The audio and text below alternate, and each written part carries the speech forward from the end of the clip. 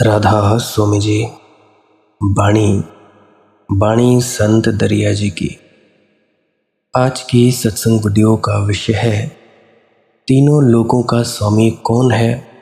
ये तीन लोक कौन कौन से हैं।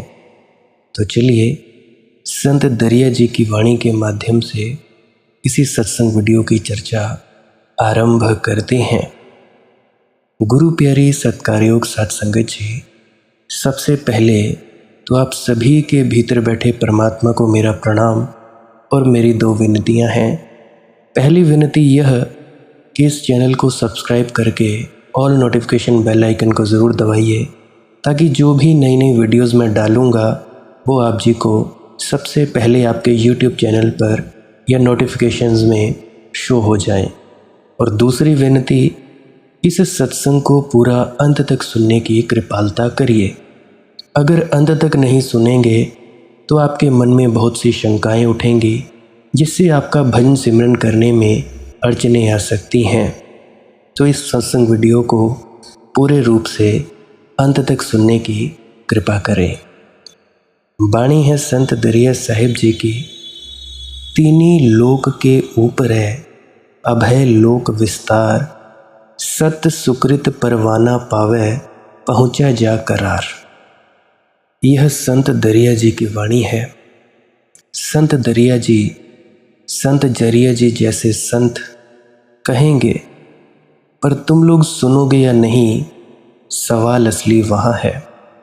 सूरज निकले पर आँख खोलोगे या नहीं, असली सवाल वहाँ है। वीणा कोई बजाए लेकिन तुम पत्थर की तरह बैठे रह सकते हो। तुम्हारे हृदय में कोई झनकार उठेगी या नहीं, असली सवाल वहाँ है। सद्गुरु होते रहे, ये पृथ्वी कभी बांझ नहीं हुई। कभी कोई मीरा नाचे, कभी कोई गुरु नानक देव जी आए, उन्होंने गाया, कभी किसी दरिया ने पुकारा। मगर सवाल ये है कि कितनों ने सुना, कितने थोड़े लोगों ने सुना। अंगुलियों पर गिने जा सकें इतने थोड़े लोगों ने सुना इन लोगों को। कितने लोगों ने सुना, बस अंगुलियों पर गिने जा चुके इतने से लोगों ने सुना। व्यर्थ में हमारी इतनी वासना है कि सार्थक पर नज़र नहीं जाती। कोरे थोथे शब्दों में हमारा ऐसा लगाव है, ऐसी आसक्ति है कि सत्य शब्द हमारे कान में पड़ते हैं तो हमारी पकड़ में नहीं आते। बहुत से ऐसे लोग हैं, ऐसे साधक हैं जो मेरी भाषा को समझ ही नहीं पाते। इतनी सरलता में मैं बोलने की चेष्टा करता हूँ, फिर भी मुझे कहते हैं कि समझ नहीं आया। हाँ, एक बात सत्य भी है, ये बातें समझने की नहीं है, प्रैक्टिकल करने की बातें हैं।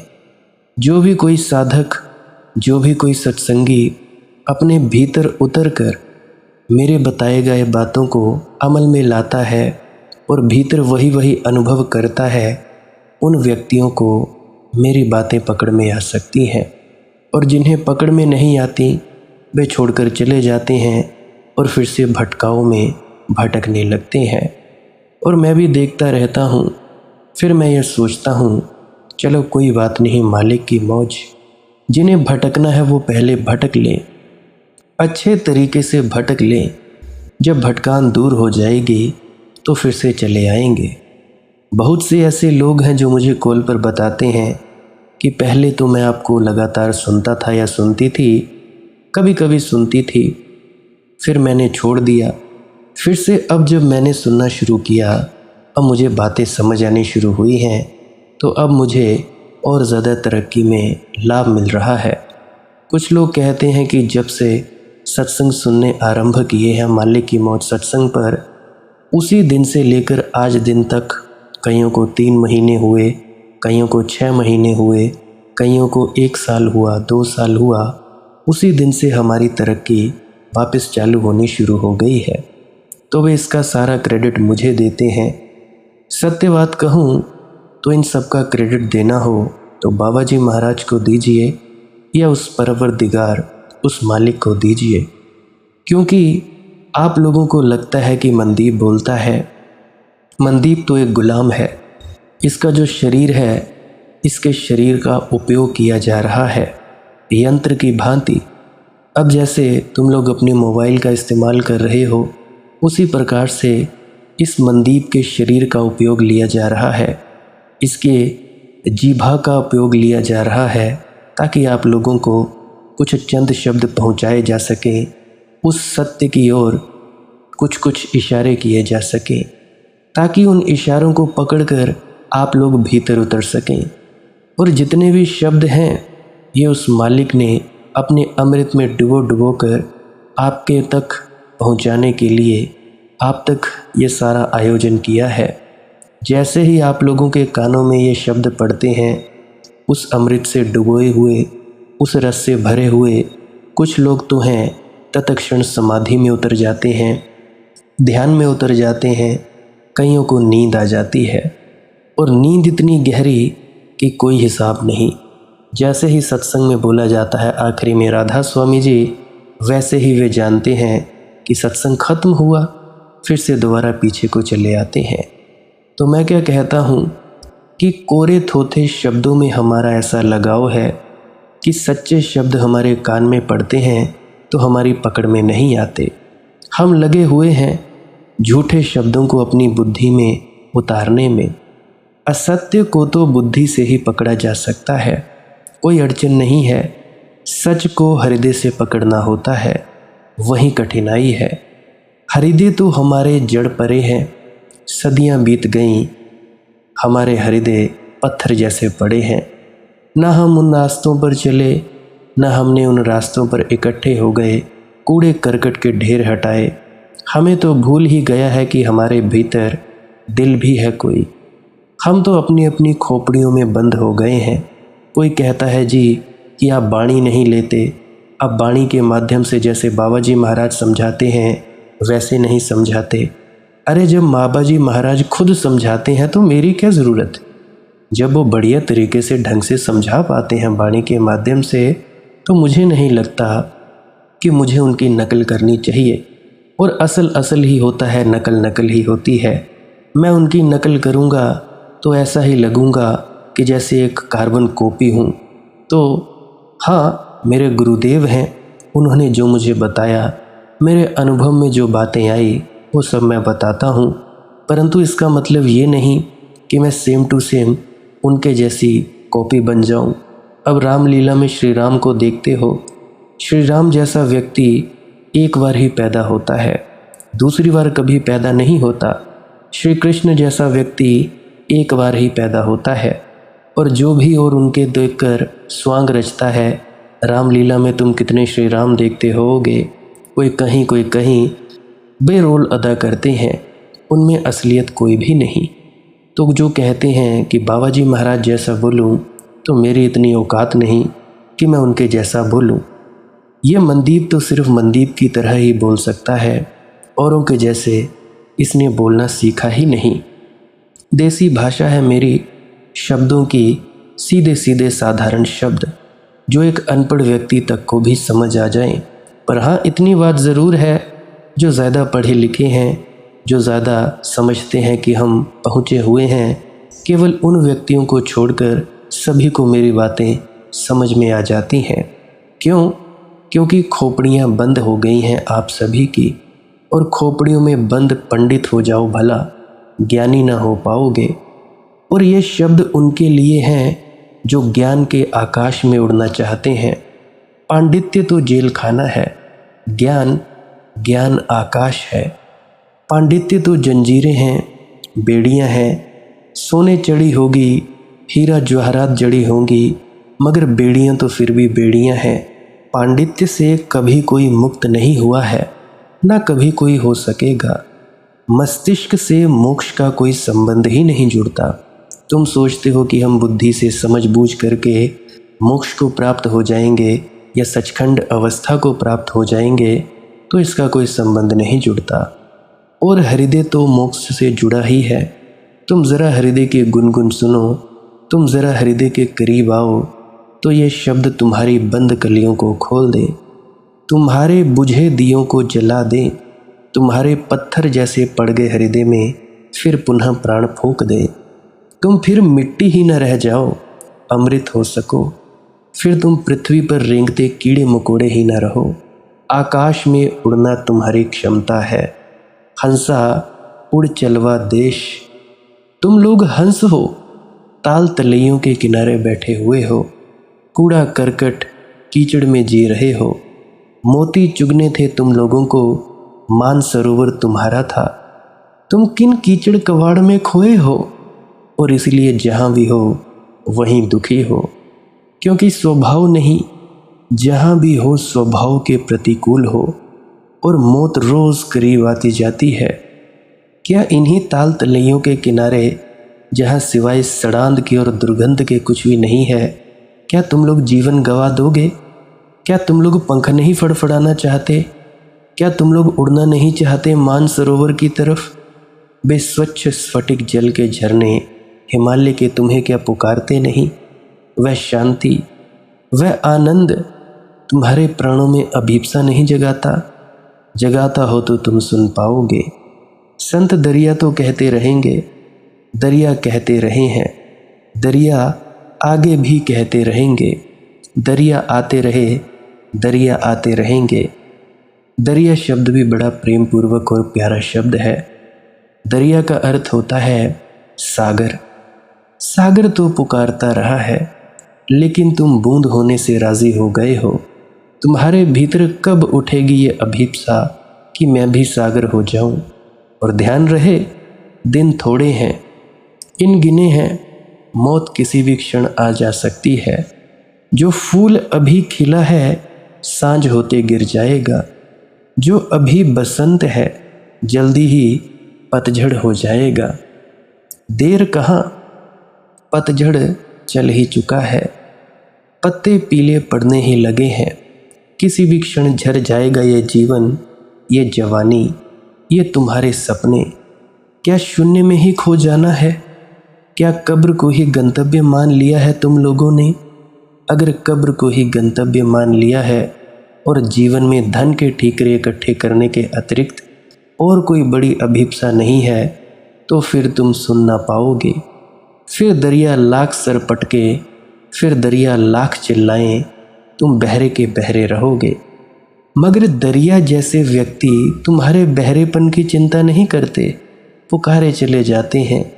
कौन जाने कब सुन लो, किन अनजान क्षणों में भूल चूक से सुन लो, किन अनजान घड़ियों में तुम्हारे बावजूद सुन लो।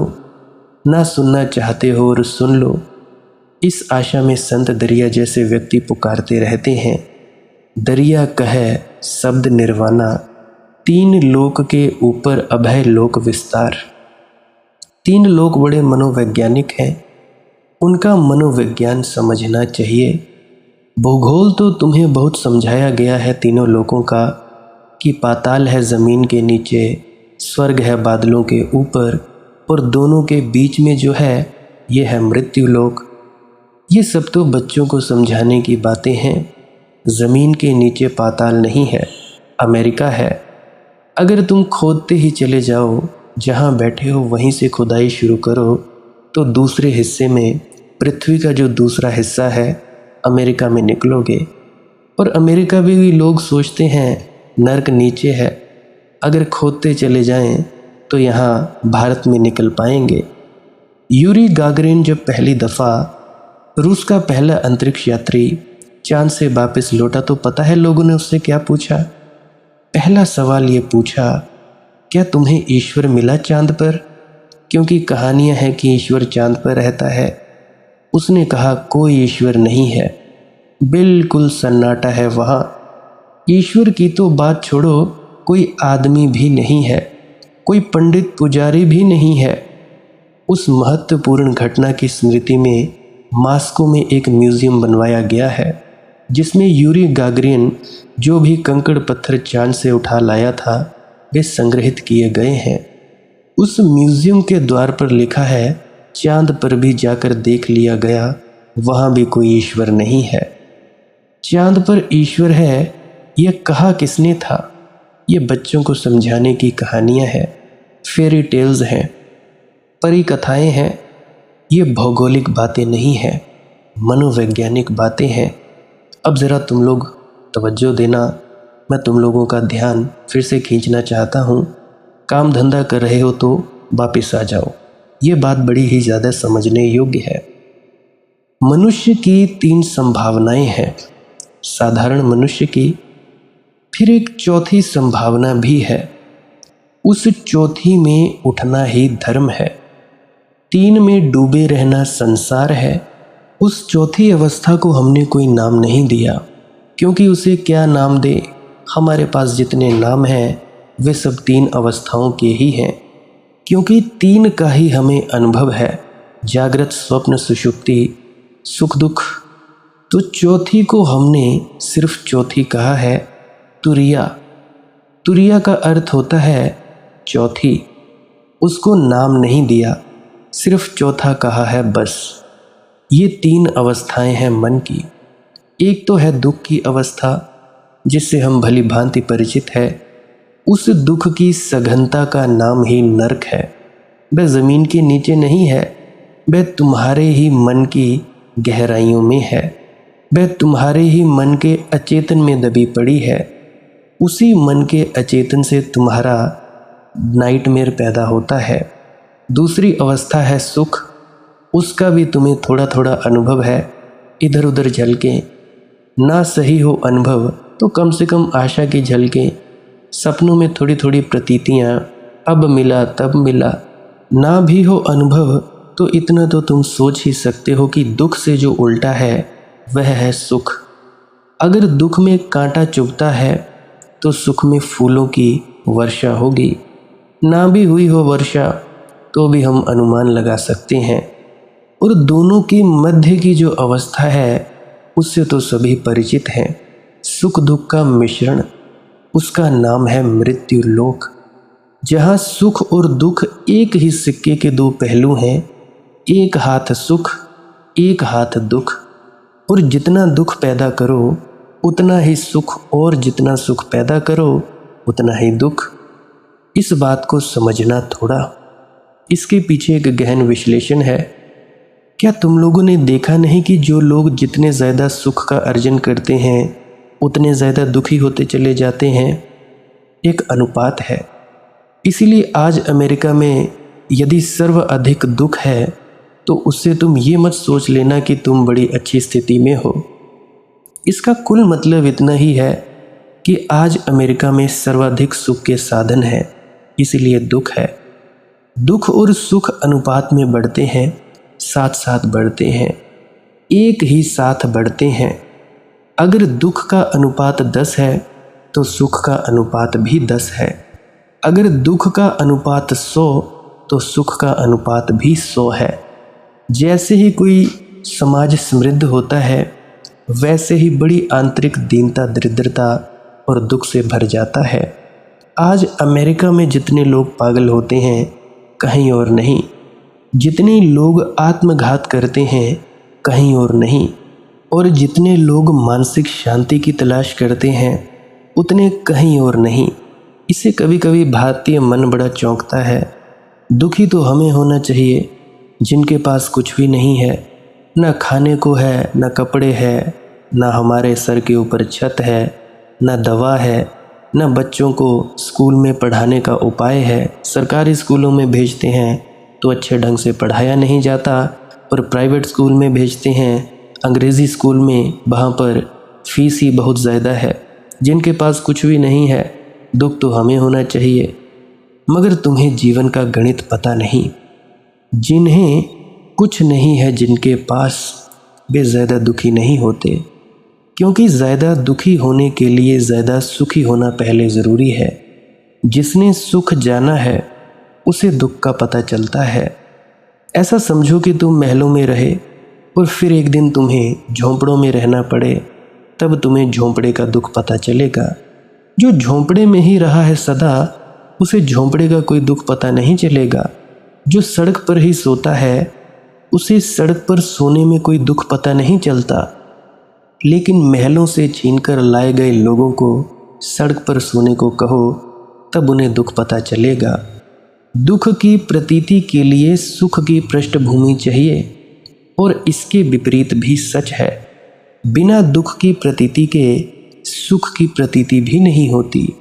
इसलिए जिन लोगों को सुख अनुभव करना है वे कई तरह के दुख पैदा करते हैं, अपने लिए ही पैदा करते हैं, तब कहीं थोड़ा बहुत सुख अनुभव कर पाते हैं। अब एक आदमी को कुछ नहीं है, वह चढ़ने लगा पहाड़। अब पहाड़ पर चढ़ना दुखपूर्ण था, दुखपूर्ण धंधा है, जीवन का खतरा होता है, लेकिन पहाड़ पर चढ़ेगा। उस पहाड़ की चढ़ाई में जहाँ जीवन प्रतिपल खतरे में है, एक पैर फिसला तो जीवन सदा के लिए खाई खड्डों में खो जाएगा। हड्डी पसली टूट हो जाएगी, हड्डी पसली टुकड़े टुकड़े हो जाएगी, पता भी नहीं चलेगा कि कहाँ गई। मगर उसी दुख के कारण, उसी दुख की संभावना के कारण शिखर पर चढ़ना एक सुख की पुल बन जाती है। चांद पर जाने का सुख क्या है, चांद पर चलने का सुख क्या है? क्योंकि पहुंचना अति खतरनाक है। जितनी बड़ी चुनौती होती है, जितना बड़ा खतरा होता है, उतनी ही सुख की आशा बंधती है। जो लोग बड़े सुख चाहते हैं उन्हें बड़े दुख पैदा करने पड़ते हैं। सैनिकों का ये आज अनुभव है युद्ध के मैदानों में कि जहाँ जीवन बिल्कुल खतरे में होता है वहाँ सुख की तरंगें उठती हैं। जहाँ प्रतिपल खतरा है कि अब मरे तब मरे, वहाँ जीवन में निखार आ जाता है। सब धूल धवास जड़ जाती है, जीवन बड़ा सतेज हो जाता है। सुख और मिश्रित हैं, एक ही सिक्के के दो पहलू हैं, सुख और दुख। उनमें से तुम एक को काट नहीं सकते। इसीलिए नरक और स्वर्ग तो केवल परिकल्पनाएं हैं। हमने दुख जाना है, दुख की ही जो पराकाष्ठा की कल्पना है उसका नाम नरक है। हमने सुख जाना है, सुख की ही जो पराकाष्ठा का नाम है उसका नाम स्वर्ग है। सुख का अर्थ है हमने दुख को बिल्कुल काट दिया अपनी कल्पना में और सुख ही सुख बचा लिया। दुख का अर्थ है हमने सुख बिल्कुल काट दिया और दुख ही दुख बचा लिया। इसलिए नरक दुश्मनों के लिए, सुख अपने लिए, मित्रों के लिए, प्रियजनों के लिए। अगर तुम लोग ईसाई हो तो ईसाई सिर्फ स्वर्ग जाएंगे, बाकी बस नरक। अगर तुम मुसलमान हो तो बहिष्ट मुसलमानों के लिए, किसी और के लिए नहीं। अगर तुम जैन हो या बौद्ध हो तो बस तुम्हारे लिए स्वर्ग या नरक। तुम्हारे लिए स्वर्ग, बाकियों के लिए नरक। अपने लिए स्वर्ग और शेष जो अपने साथी नहीं हैं उनके लिए नरक। ये मनुष्य की साधारण ईर्ष्या, जलन, वैमनस्य की वृत्ति है और इन तीनों को हमने तीनों लोक बना दिया है। संत दरिया कहते हैं तीनों लोकों के ऊपर। अगर सच में सत्य की खोज करनी हो तो मन के ऊपर जाना पड़ता है, मनोविज्ञान के ऊपर जाना पड़ता है। तीन ही लोक के ऊपर अभय लोक विस्तार, वह चौथा है। कौन सा? जहाँ मन शून्य हो जाता है, शून्य देश, जहाँ ना सुख है ना दुख है, ना ही दोनों का मिश्रण है। जहाँ दुख भी शांत, सुख भी शांत, जहाँ सब तरंगें शून्य हो गईं, जहाँ चेतना की झील निस्तरंग है, जहाँ सब स्तब्ध हो गया, जहाँ कोई शोरगुल नहीं, न प्रीतिकर न अप्रीतिकर, जहाँ ना कांटे हैं न फूल है, जहाँ ना अपने हैं न पराए, जहाँ ना सफलता है न विफलता है, जहाँ मन की सारी दौड़ें शांत हो गई, जहाँ मन ही नहीं है, उस अमनी दशा को, उस उन्मनी दशा को चौथी अवस्था कहा है, तुरीय अवस्था कहा है। उसको ही पतंजलि निर्विकल्प समाधि कहते हैं। जब तक विकल्प हैं तब तक समाधि पूर्ण नहीं। जब तक कोई भी विचार है तब तक समाधि पूर्ण नहीं। अब बहुत से ऐसे हैं जिनको बाबा जी महाराज जी की शक्ल दिखाई पड़ती है। अब ऐसे ही मैंने कई दफ़ा रामकृष्ण परमहंस जी की उदाहरण दी थी कि वे काली के बहुत बड़े उपासक थे। काली की पूजा इतनी की, प्रेम इतना किया कि सविकल्प समाधि तक पहुंच गए। और जब तोतापुरी जी आए, उन्होंने कहा कि काट डाल इस काली का सर, तभी तू निर्विकल्प समाधि में पहुंच जाएगा। पहले तो डरते रहे, फिर पूछने लगे कि कैसे काटूं। फिर तोतापुरी जी कहने लगे कि जिस कल्पना से तूने काली को बनाया उसी कल्पना से तलवार बनाकर उसका गला काट दे। तो ठीक उसी प्रकार से जैसे ही उसने उसका गला काटा और वह पहुंच गए निर्विकल्प समाधि में, जहां कुछ भी नहीं, अमनी दशा, कोई मन नहीं, कोई कल्पना नहीं। तो इसीलिए आप लोगों के भीतर ये जो गुरु का स्वरूप दिखाई देता है, दाढ़ी मूंछ वाला, ये मन का ही स्वरूप है, मानसिक स्वरूप है। एकाग्रता के लिए अच्छा, परंतु इस स्वरूप के आगे भी जाना है, जो प्रकाश ही प्रकाश की तरह दिखाई देता है। तब जाके तुम्हारे अंदर समाधि का अनुभव हो पाएगा। जब तक कोई भी अनुभव हो रहा है, याद रखें, सुख या दुख का, तब तक समाधि पूर्ण नहीं है। जब कोई भी अनुभव नहीं होता, शीशा तुम्हारी अनुभूति का बिल्कुल निर्मल होता है। चित्त वृत्ति निरोध, जहाँ चित्त की सारी वृत्तियों का निरोध हो गया है, वह दशा योग की है। वहाँ तुम परमात्मा से मिलते हो। उस चौथी दशा में तुम परमात्मा हो जाते हो। 3 लोक के ऊपर अभय लोक विस्तार, और वहीं भय मिटता है, वहीं डर मिटता है, इसीलिए उसे अभय लोक कहा है। बहुत से हैं जो मुझे कहते फिरते हैं कि जी डर बहुत लगता है, भीतर उतरते हैं, मुझे अंधेरे से डर लगता है, अकेलेपन से डर लगता है। तो मेरी बस इतनी ही विनती है, या तो साधन अभ्यास करना छोड़ दो, या इस डर को अंगीकार कर लो, स्वीकार कर लो इस डर को, क्योंकि इस डर से गुजर कर ही जाना पड़ेगा। ऐसा कभी नहीं होता कि माँ जिसके पेट में 9 महीने का बच्चा है बिना दर्द के बच्चा पैदा कर दे। आजकल बहुत से एनेस्थीसिया आए हैं, परंतु फिर भी बाद में दर्द तो होता ही है। डरे बिना ये मौत का डर, ये आएगा ही आएगा। इस मौत के डर के बिना तुम लोग आगे नहीं जा पाओगे। मन बहुत डराता है, पर तुम लोगों ने डरना नहीं है। जो होता है होने देना है, बस तुम लोगों ने उसको देखते रहना है, साक्षी रहना है। तब जाके तुम लोग अभय लोक में पहुंच पाओगे। जो दुखी है वह भी भयभीत रहता है कि कहीं और दुख ना आ जाए। जो दुखी है वह भयभीत रहता है कि पता नहीं कब इन दुखों से छुटकारा होगा भी कि नहीं होगा। जो सुखी है वह भी भयभीत रहता है कि यह कितने देर टिकेंगे सुख। अतीत के अनुभव यही कहते हैं कि सुख आते हैं, चले जाते हैं, टिकते नहीं। तो जो सुखी है भय के कारण जोर से पकड़ता है, जो दुखी है वह हटाता है, मगर चैन दोनों को नहीं है। जो सुखी है वह भी जानता है कि आज नहीं तो कल हाथ से छिटक जाएगा सुख, इसलिए पकड़ लो, चूस लो। मगर जितने जोर से तुम सुख को पकड़ोगे उतनी जल्दी छटक जाता है। सुख पारे जैसा है, मुट्ठी बांधी की बिखर जाएगा, फिर बीनते फिरो पूरे फर्श पर और ना बीन पाओगे। और जिंदगी लोगों की बिखरे हुए पारों की बीनने में ही बीत जाती है। और दुख को तुम जितना हटाओ उतना तुमसे चिपकेगा। दुख से तुम जितना भागोगे छाया की तरह तुम्हारा पीछा करेगा। ये हमारी सामान्य अवस्था है। दोनों हालत में भय बना रहता है।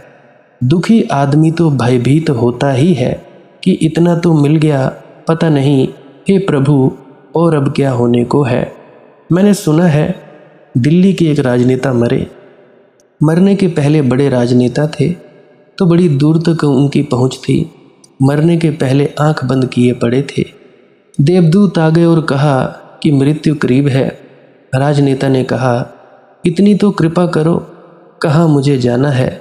जाने से पहले मैं स्वर्ग और नरक दोनों को देख लेना चाहता हूँ, लेकिन चुनाव कर सकूं। बड़े नेता थे, चुनाव का हक होना ही चाहिए। देवदूतों ने कहा कि चलो ठीक है, रिश्वत तो वहाँ भी चलती है, यहाँ के लोग तो वहाँ देवदूत हो जाते हैं, यहीं की आदतें वहाँ भी पहुँच जाती हैं। नेता ने रिश्वत दी तो देवदूतों ने कहा कि चलो ठीक है, एक झलक दिखा देते हैं। पहले स्वर्ग ले गए। कुछ उदास उदास सा मालूम पड़ा स्वर्ग, सुस्त सुस्त होगा भी। अगर तुम्हारे साधु संत स्वर्ग जाते हैं तो होगा ही सुस्त। ना बीणा बजेगी ना बांसुरी बजेगी। साधु संत बैठे हैं अपने अपने झाड़ के नीचे, धुनी जमाए, बिल्कुल सदियों सदियों से बैठे हैं, अनंत काल से बैठे हैं, और साधु संत नहाते धोते तो हैं ही नहीं। शरीर का क्या आवेष्टन, दातुन इत्यादि भी नहीं करते तो बहुत पहुँचे संत हैं। जैन मुनि दातुन नहीं करते। क्या दातुन करना, ये तो सांसारिक लोगों के काम है। अगर जैनियों के हाथ में फिल्मों को बनाना आ जाए तो बाकी चीज़ें तो दूर, दातुन भी बंद हो जाए। क्योंकि दातुन इत्यादि भी आदमी इसलिए करता है कि किसी को आलिंगन करे तो बास ना आए। इसलिए पश्चिम में जहाँ खूब सब चलता है वहाँ तो मुंह में खुशबू पैदा करने के लिए स्प्रे होते हैं, तो बैठे हैं अपनी धुनी रमाए। कुछ नेता को जचा नहीं। ये तो ऐसे लगा जैसे कुंभ का मेला है, तरह तरह के सर्कस अखाड़े। कहा कि भाई नर्क और दिखा दो। नर्क देखा तो हैरान हो गया, भरोसा ना आया। जिस विश्रामालय में ले जाकर बिठाया गया, एसी था, मधुर मधुर संगीत बज रहा था, बड़ा ही सुंदर नाच गाना चल रहा था। तो जंचा नेता को, दिल्ली का ही तो था नेता आखिर। उसे लगा ये तो बिल्कुल हमारा 7 स्टार 5 स्टार होटल जैसा मालूम पड़ता है। शैतान ने बड़े पुष्पहार पहनाए और असली फूलों के, खादी के फूल भी नहीं, असली फूल, और ऐसी सुगंध जैसे नेता ने कभी जानी नहीं। तो वहाँ उससे पूछा गया, क्या आप चाय लेंगे, कॉफ़ी लेंगे, मिरिंडा फैंटा लेंगे, कोका कोला लेंगे? कहा कोका कोला भी मिलता है यहाँ, दिल्ली में तो मुश्किल हो गया है। कोका कोला भी ठीक फ्रिज से ठंडा किया हुआ। बहुत आनंदित हुआ। कहा यहीं आना चाहता हूँ। तो उसने देवदूतों से कहा कि बस मुझे मरने के बाद यहाँ ले आना। 6 घंटे बाद उसकी मृत्यु हुई। देवदूत नरक पहुँचे। जो आंख खोली तो एकदम घबराहट हो गई। भयंकर लपटें जल रही थी, कड़ाहे चढ़ाए जा रहे थे, तेल उबल रहा था, लोग तेल में डाले जा रहे थे, सड़ाए जा रहे थे, बड़े कोड़े मारे जा रहे थे। नेता ने कहा भाई ये मामला क्या है, भूल चूक हो गई क्या? थोड़ी देर पहले, 6 घंटे पहले मैं आया था। शैतान खिलखिलाकर हंसने लगा। उसने कहा कि वह हमारा अतिथि गृह है, हमारा रुकने वाला जहाँ पे कमरा है वहाँ पे ऐसे ही बिठाया जाता है। जो ऐसे ही दर्शक की तरह आते हैं उनके लिए है। अब ये असली नर्क वह तो टूरिस्टों के लिए है। टूरिस्टों के लिए तो सब जगह इंतज़ाम करना पड़ता है, विशेष इंतज़ाम करना पड़ता है। अच्छी अच्छी चीज़ें दिखाते हैं, अब असली मज़ा लो। मैंने एक और नेता के संबंध में सुन रखा है, जब वे मरे तो सीधे नर्क ले जाए गए, और कहीं तो नेता जा भी नहीं सकते। मगर नेता कहीं और जा सकते हैं तो फिर बाकी लोगों में से कौन नर्क जाएगा? सीधे नर्क ले जाए गए। लेकिन पुराने नेता थे, जाने माने नेता थे, काफ़ी प्रसिद्धि थी उनकी, नरक के अखबारों में भी उनकी तस्वीरें छपती थी। शैतान ने कहा आप बड़े आदमी हैं, पहुँचे हुए हैं, जगत में आपकी बड़ी ख्याति है, इतना आपके लिए कर सकता हूँ कि आप खुद ही चुन लें। नर्क में कई विभाग हैं जहाँ आपको रहना हो। नेता ने इसमें भी बड़ी राहत ली कि चलो थोड़ा चुनाव भी सुविधा है। एक जगह गए तो लोग कड़ाहों में जलाए जा रहे थे, एक जगह गए तो लोगों को भयंकर कोड़े मारे जा रहे थे, एक जगह गए तो लोगों की छातियों पर बड़े बड़े पत्थर रखे गए हैं और उनके ऊपर राक्षस नाच कूद रहे हैं। ऐसे जगह जगह बड़ी घबराहट होने लगी नेता को कि इसमें से चुनना, कोई भी चुनना मुसीबत में पड़ना है। ये सब एक से एक पहुँचे हुए उपद्रव हो रहे हैं। एक जगह आकर थोड़ा अच्छा लगा। लोग खड़े हैं, यद्यपि स्थिति कोई बहुत अच्छी नहीं है, घुटने घुटने तक मलमूत्र में खड़े हैं, लेकिन चाय पी रहे हैं। उन्होंने कहा कम से कम ये बेहतर है। मलमूत्र का तो ऐसा है कि चलेगा, और जिंदगी भर की आदत है मलमूत्र में ही तो रहे। राजनीति मलमूत्र के सिवाय और है क्या? तो ये तो घुटने घुटने क्या, गले गले में भी इसकी डुबकी मारी है। ये तो ठीक है, ये चलेगा, मगर चाय भी पी रहे हैं लोग और गपशप भी कर रहे हैं, ये जंचा। उन्होंने कहा कि ये जगह ही मैं चुन लेता हूँ। एक कप हाथ में थमा दिया गया, गरम गरम चाय मलमूत्र में खड़े होकर पीने लगे, घुटने घुटने मलमूत्र में डूबे। और तभी एकदम से घंटी बजी और ज़ोर से खबर आई कि बस अब सब लोग शीर्षासन करें, सर नीचे और पाँव ऊपर को। ज़्यादा देर नहीं चलती ये बातें। नर्क में चाय भी मिले तो ज़रा सावधान रहना कि जल्दी ही शीर्षासन करवाएंगे। अब शीर्षासन घुटने घुटने मलमूत्र में, नर्क हमारी परिकल्पनाएं हैं दुख की। जो जो दुखी आदमी सोच सकता है वे हमने नर्क में आरोपित किए हैं। लेकिन ध्यान रखना, जो जो आदमी सोच सकता है वह हो सकता है, हो ही रहा है। लोग पहले से ही मलमूत्र में खड़े हुए हैं। मलमूत्र में ही तो चाय इत्यादि भी चल रही है और मलमूत्र में ही शीर्षासन भी हो रहे हैं। तुम जरा अपनी जिंदगी को गौर से तो देखो, वहाँ तुम्हें सुगंध क्या अनुभव हो रही है? और तुम्हारी जिंदगी में जो थोड़े बहुत सुख हैं वे भी बड़े उदास हैं। उन सुखों में से कोई त्वरा नहीं, कोई रंग नहीं, वे भी ज्योतिर्मय नहीं है। उन पर भी बड़ी धूल जमी है, वे भी पुनरुक्तियाँ हैं। हाँ, कभी कभी कोई क्षण आ जाता है जब अच्छा लगता है, मगर वैसे क्षण बहुत बार आ चुके हैं। वे क्षण भी नए नहीं है, वे क्षण भी परिचित हैं। उनमें भी कोई पुलक नहीं है, उनमें भी कुछ ऐसा आनंद और उल्लास नहीं है। मगर इन दोनों के बीच आदमी डोलता रहता है, सुख और दुख के बीच। सुख होता है तो दुख से डरता रहता है कि कहीं सुख ना आ जाए, सुख को पकड़ लूं। हालांकि सुख में भी कुछ होता नहीं, मगर बेहतर है, कम से कम बेहतर है, कम से कम दुख तो नहीं है। मेरे देखे इंसान सुख और दुख से ऊपर नहीं उठ पाता है। सुख और दुख से क्यों नहीं ऊपर उठ पाता है, इसके बारे में मैं चर्चा कल के वीडियो में करूँगा। आज के लिए बस इतना ही, वक्त बहुत हो जाता है 45-50 मिनट की वीडियो में, तो मैं इतना ही बता सकता हूँ। भजन सिमरन करते रहिए, ध्यान में डूबते रहिए। अगर कोई प्रश्न है तो कमेंट सेक्शन में पूछ सकते हैं। और इंस्टाग्राम, टेलीग्राम, फेसबुक, वहाँ पे सर्च करें मालिक की मौज सत्संग, वहाँ पे भी आप जी अपना प्रश्न छोड़ सकते हैं। और अगर आपको एक बार में वीडियो समझ नहीं आई तो मेरी राय से 5-5, 10-10, 15-15 बार आप जी इस वीडियो को ज़रूर सुन सकते हैं और अपने मित्रों तथा परिजनों तक इस वीडियो को साझा कर सकते हैं। तो मेरी विनती है, भजन सिमरन किया करें और श्वास क्रिया किया करें और ध्यान में डूबें, तभी आपका पार उतारा हो सकता है। भजन सिमरन क्या है? भजन और सिमरन दो अंग हैं। सिमरन है कुछ शब्दों का जाप करना जो आपको आपके सद्गुरु द्वारा बताए जाते हैं। कोई भी जाप हो सकता है, कोई भी शब्द हो सकते हैं। करना क्या है? किसी कमरे में बैठ जाइए, या रात को बैठ सकते हैं, सुबह बैठ सकते हैं, या जब भी आपको फुर्सत के लम्हे मिले बैठ सकते हैं। तो जब बैठें तो शरीर को बिना हिलाए डुलाए बैठना है। जो बैठ नहीं सकता तो वो लेट जाए, जो चौकड़ी नहीं मार सकता वो टांगे सीधी कर ले। कोशिश ये रहनी चाहिए कि ज़्यादा से ज़्यादा वक्त शरीर को बिना हिलाए डुलाए बैठा जाए।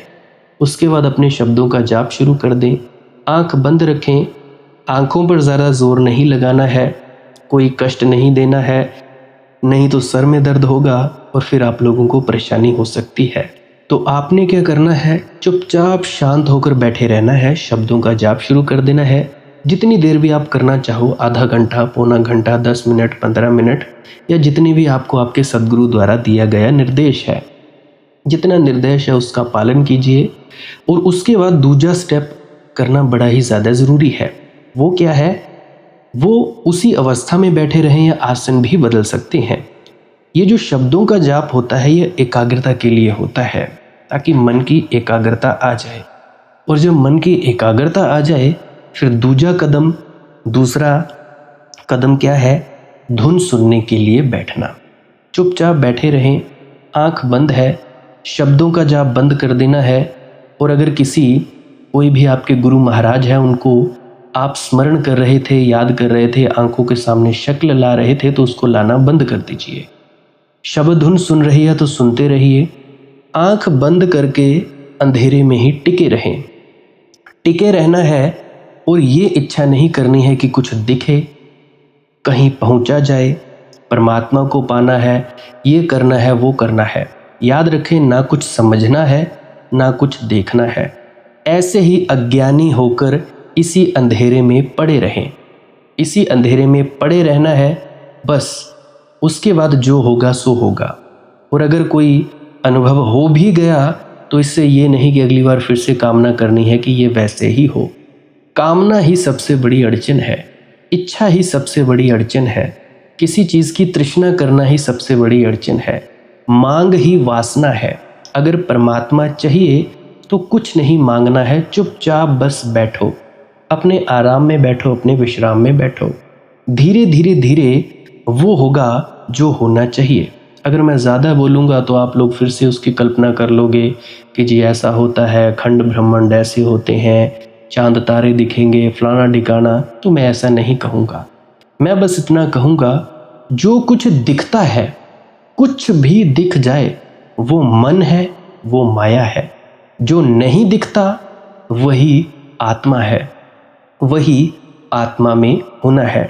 अब जैसा कि तुम लोग इसी अंधेरे में टिके रहोगे, टिके रहोगे, टिके रहोगे, तो कुछ दिनों के बाद या महीनों के बाद एक प्रकाश आएगा। वो प्रकाश पूरे शरीर में फैलता जाएगा और धीरे धीरे तुम इस प्रकाश के सहारे अपने आप में स्थित होगे। अब देखो, इस प्रकाश को देखने वाले भी तुम हो और इस शब्द धुन को सुनने वाले भी तुम हो। अब जो ये शब्द धुन को सुनता है और प्रकाश को देखता है, ये तुम हो। तो अपने आप में स्थित होना है, अपने आप को जानना ही सच्चा आत्मज्ञान है।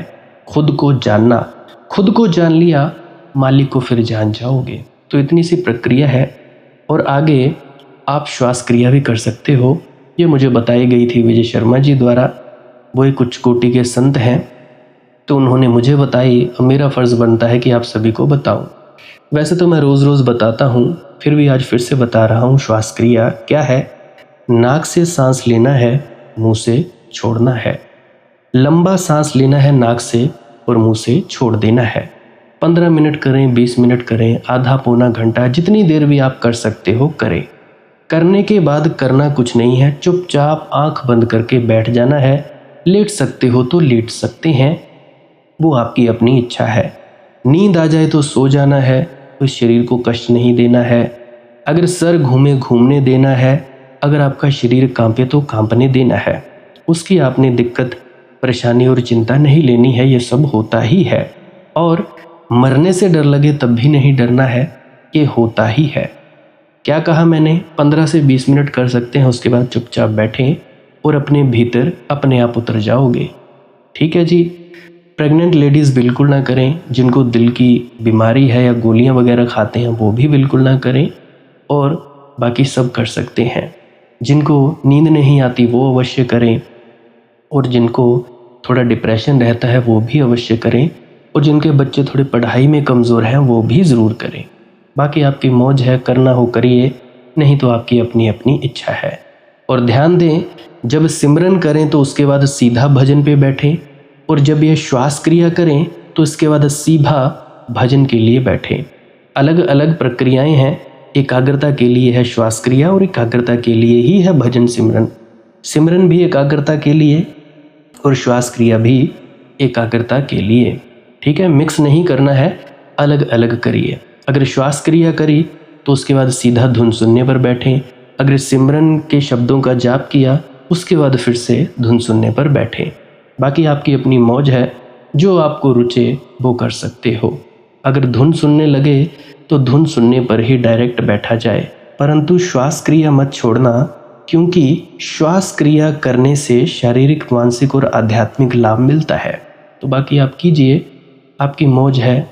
और कोई प्रश्न है तो कमेंट सेक्शन में पूछ सकते हैं, या इंस्टाग्राम, टेलीग्राम, फेसबुक पे सर्च करें मालिक की मौज सत्संग, तो वहाँ पे पूछ सकते हैं।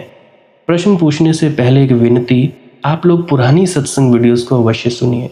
क्या पता आपके प्रश्नों के जवाब मिल जाए और आप अपने भीतर ध्यान में उतर जाएं। बाकी आपकी अपनी मौज है।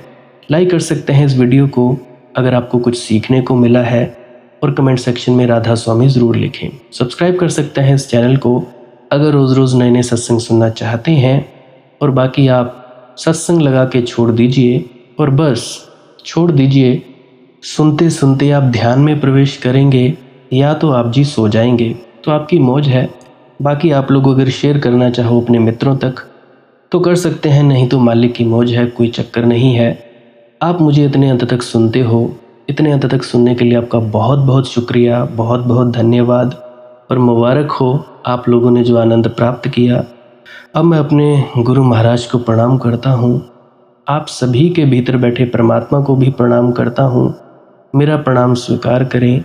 राधा स्वामी जी।